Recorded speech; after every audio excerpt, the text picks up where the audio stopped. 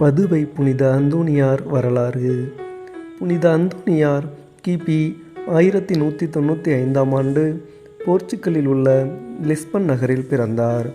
அவரின் இயற்பெயர் பெர்னாண்டோ மார்ட்டின். சிறு வயதிலேயே ஆன்மீகத்தில் மிகுந்த ஈடுபாடு கொண்ட அவர் முதலில் அகஸ்டின் துறவரத்தில் சேர்ந்தார்.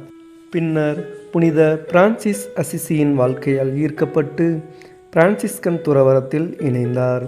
அப்போது தனது பெயரை அந்தோணியார் என்று மாற்றிக்கொண்டார்.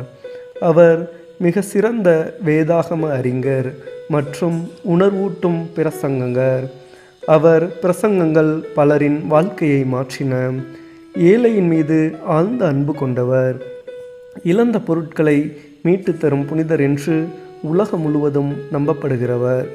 கிபி 1231 ஆண்டு இத்தாலியின் பதுவா நகரில் மறைந்தார்.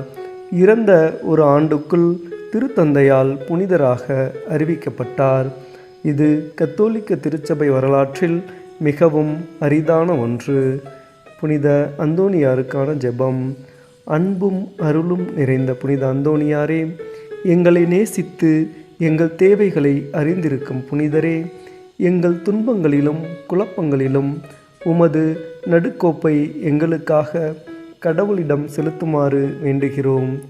இழந்தவற்றை மீட்டுத்தரும் அருள் பெற்ற புனிதரே, எங்கள் வாழ்க்கையில் இழந்த அமைதி, நம்பிக்கை மற்றும் தேவையான உதவிகளை எங்களுக்கு பெற்றுத்தரும்படி மன்றாடுகின்றோம். எங்கள் குடும்பங்களை ஆசீர்வதியுங்கள், நோயாளிகளை குணப்படுத்துங்கள், வேலை இல்லாதவர்களுக்கு நல்ல வழிகளை திறந்து விடுங்கள். எல்லாவற்றிலும் கடவுளின் சித்தத்திற்கு ஏற்ப வாழும் அருளை எங்களுக்கு தாரும். ஆமேன். தந்தை, மகன், தூய ஆவியின் பெயராலே ஆமேன்.